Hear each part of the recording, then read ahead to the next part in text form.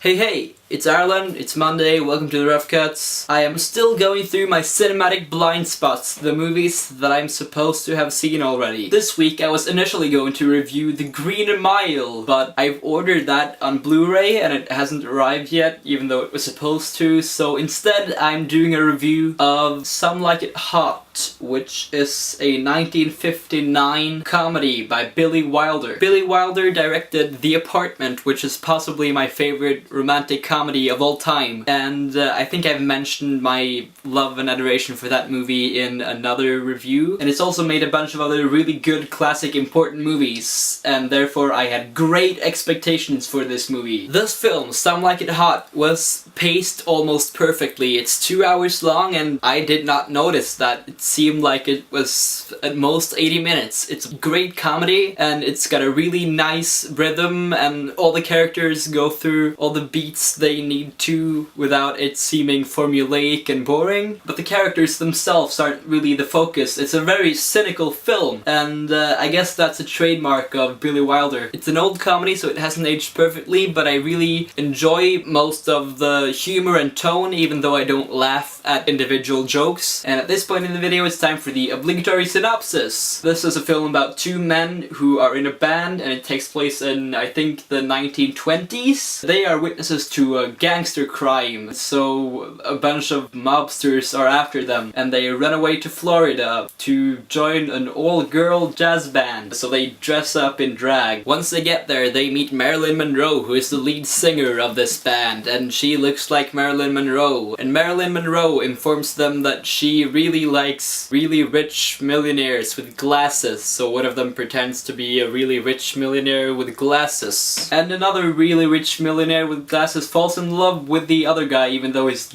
in drag. And so, spoiler alert, hilarity ensues. Woohoo! The film starts off as kind of a screwball gangster comedy parody, and it never really tells the audience what it's supposed to be, which I guess is mostly because it's a really cynical movie about sex, and you couldn't just outright say that in 1959. Jack Lemmon and Tony Curtis are the leads of this movie, but I think Marilyn Monroe kind of steals it, and I heard that she was pregnant while they shot this movie, which is kind of unbelievable to me because she looks amazing and she acts accordingly. It's a great character and she really plays it well. This film had a notoriously horrible production, and it was mostly due to Marilyn Monroe, who hadn't worked in 2 years because no one really wanted to work with her, and she was extremely difficult and nobody on set liked her. But you really can't tell from the movie because it's amazingly crafted, and as I said, she gives a very solid performance.